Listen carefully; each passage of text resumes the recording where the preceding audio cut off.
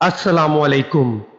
रसूल अल्लाह सल्लल्लाहु अलैहि वसल्लम की विलादत का हसीन वाक़िया आज आपकी खिदमत में पेश करूंगा।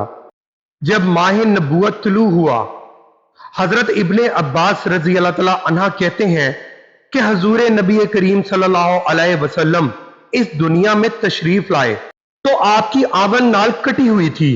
आवन नाल को बच्चे पैदा होने के बाद दाया काटती है। आप खतनाशुदा पैदा हुए। अब्दुल मुत्तलिब ये देखकर बेहद हैरान हुए और खुश भी। वो कहा करते थे, मेरा बेटा निराली शान का होगा। आपकी पैदाइश से पहले मक्का के लोग खुशहाली और कहत का शिकार थे, लेकिन जो ही आपके दुनिया में तशरीफ लाने का वक्त करीब आया, बारिशें शुरू हो गई, खुशहाली दूर हो गई, दरख्त हरे भरे हो गए और फलों से लद गए। जमीन पर सब्जा ही सब्जा नजर आने लगा। पैदाइश के वक्त आप अपने हाथों पर झुके हुए थे, सर आसमान की तरफ था। एक रवायत के अल्फाज ये हैं कि घुटनों के बल झुके हुए थे, मतलब ये कि सजदे की सी हालत में थे। आपकी मुट्ठी बंद थी और शहादत की उंगली उठी हुई थी, जैसा कि हम नमाज में उठाते हैं। हजूर अनवर सल्लल्लाहु अलैहि वसल्लम फरमाते हैं, जब मेरी वालदा ने मुझे जन्म दिया तो इनसे एक नूर निकला। इस नूर से शाम के महलात जगमगा उठे। आप सल्लल्लाहु अलैहि वसल्लम की वालदा सईदा आमना फरमाती हैं, मोहम्मद सल्लल्लाहु अलैहि वसल्लम की पैदाइश के वक्त जाहिर होने वाले नूर की रोशनी में मुझे बसरा में चलने वाले ऊंटों की गर्दनें तक नजर आईं। इल्लामा सहली रहमतुल्लाह ने लिखा है कि जब आप पैदा हुए तो आपने अल्लाह की तारीफ की।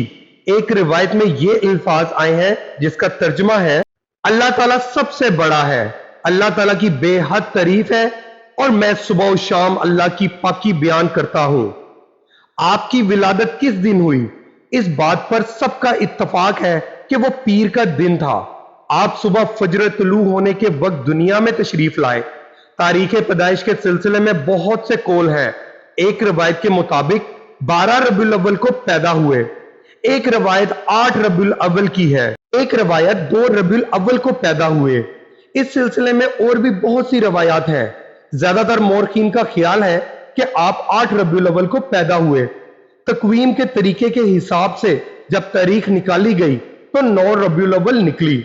मतलब ये कि इस बारे में बिल्कुल सही बात किसी को मालूम नहीं।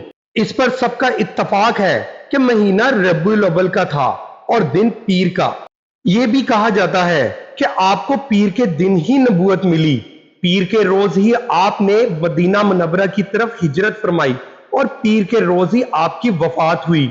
आप आमल फील में पैदा हुए, यानी हाथियों वाले साल में। इस साल को हाथियों वाला साल इसलिए कहा जाता है कि अब्राहा ने हाथियों के साथ मक्का मुकरमा पर चढ़ाई की थी। आपकी पैदाइश इस वाकये के कुछ ही दिन बाद हुई थी। वाकया कुछ इस तरह है कि अब्राहा यमन का ईसाई हाकिम था। हज के दिनों में इसने देखा कि लोग बैतुल्लाह का हज करने जाते हैं। इसने अपने लोगों से पूछा, ये लोग कहां जाते हैं? इसे जवाब मिला, बैतुल्लाह का हज करने के लिए मक्का जाते हैं। इसने पूछा, बैतुल्लाह किस चीज का बना हुआ है? इसे बताया गया, पत्थरों का है। इसने पूछा, इसका लिबास क्या? बताया गया, हमारे यहां से जो धारीदार कपड़ा जाता है इससे इसकी पोशाक तैयार होती है। इब्राहा ईसाई था। सारी बात सुनकर इसने कहा, मसीह की कसम, मैं तुम लोगों के लिए इससे अच्छा घर तमीर करूंगा। इस तरह इसने सुर्ख, सफेद, जर्द और स्याह पत्थरों से एक घर बनवाया। सोने और चांदी से इसको सजाया। इसमें कई दरवाजे रखवाए। इसमें सोने के पत्रे जुड़वाए। इसके दरमियान में जवाहिर लगवाए। इस मकान में एक बड़ा सा याकूत लगवाया। पर्दे लगवाए। वहां खुशबुएं सुलगाने का इंतजाम किया। इसकी दीवारों पर इस कदर मुश्क मला जाता था कि वो स्याह रंग की हो गईं। यहां तक कि जवाहिर भी नजर नहीं आते थे। फिर लोगों से कहा, अब तुम्हें बैतुल्लाह का हज करने के लिए मक्का जाने की जरूरत नहीं रही। मैंने यहीं तुम्हारे लिए बैतुल्लाह बनवा दिया है, लिहाजा अब तुम इसका तवाफ करो। इस तरह कुछ कबाइल कई साल तक इसका हज करते रहे, इसमें एतकाफ करते रहे, हज के मनासिक भी यहीं अदा करते रहे। अरब के एक शख्स नफील खशमी से यह बात बर्दाश्त ना हो सकी। वो इस मसनूई खाना काबा के खिलाफ दिल ही दिल में कुड़ता रहा। आखिर इसने दिल में ठान ली کہ وہ ابراہ کی اس عمارت کو گندا کر کے چھوڑے گا۔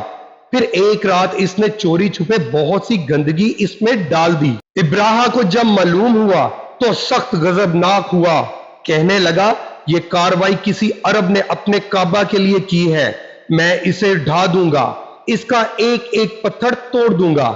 اس نے شام و حبشہ کو یہ تفصیلات لکھ دیں، اس سے درخواست کی کہ وہ اپنا ہاتھی بھیج دے۔ اس ہاتھی کا نام محمود تھا۔ یہ اس قدر بڑا تھا کہ اتنا بڑا ہاتھی روئے زمین پر دیکھنے میں نہیں آیا تھا۔ جب ہاتھی اس کے پاس پہنچ گیا تو وہ اپنی فوج لے کر نکلا اور مکہ کا رخ کیا۔ یہ لشکر جب مکہ کے کرب و جوار میں پہنچا تو ابراہ نے فوج کو حکم دیا کہ ان لوگوں کے جانور لوٹ لیے جائیں۔ اس کے حکم پر فوجیوں نے جانور پکڑ لیے۔ ان میں عبد المطلب کے اونٹ بھی تھے۔ نفیل بھی اس لشکر میں ابراہ کے ساتھ موجود تھا اور یہ عبد المطلب کا دوست تھا۔ عبد المطلب اس سے ملے، اونٹوں کے سلسلے میں بات کی۔ نفیل نے ابراہ سے کہا قریش کا سردار عبد المطلب ملنا چاہتا ہے۔ یہ شخص تمام عرب کا سردار ہے، شرف اور بزرگی اسے حاصل ہے، لوگوں میں اس کا بہت بڑا اثر ہے، لوگوں کو اچھے اچھے گھوڑے دیتا ہے، انہیں عطیات دیتا ہے، کھانا کھلاتا ہے۔ یہ گویا عبد المطلب کا تعارف تھا۔ ابراہ نے انہیں ملاقات کے لیے بلا لیا۔ ابراہ نے ان سے پوچھا بتائیے آپ کیا چاہتے ہیں؟ انہوں نے جواب دیا میں چاہتا ہوں میرے اونٹ مجھے واپس مل جائیں۔ ان کی بات سن کر ابراہ بہت حیران ہوا۔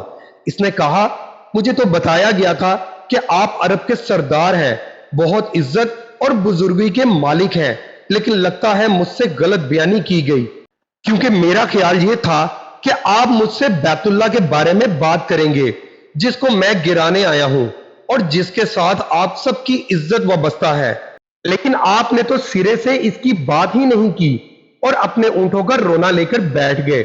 یہ کیا بات ہوئی؟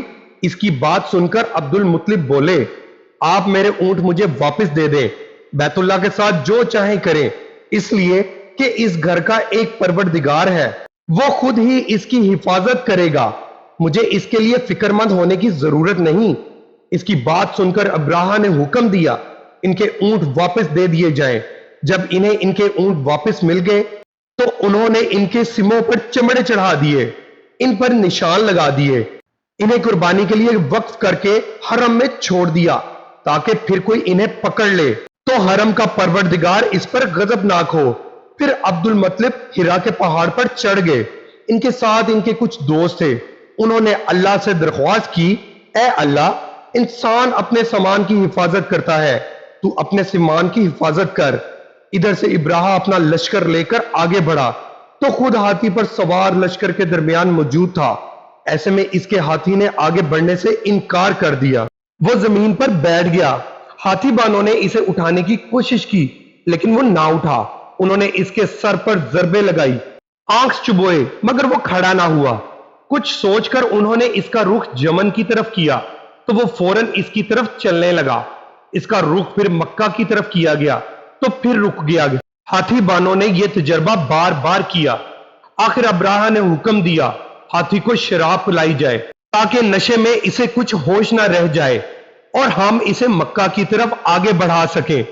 چنانچہ اسے شراب پلائی گئی لیکن اس پر اس کا بھی اثر نہ ہوا۔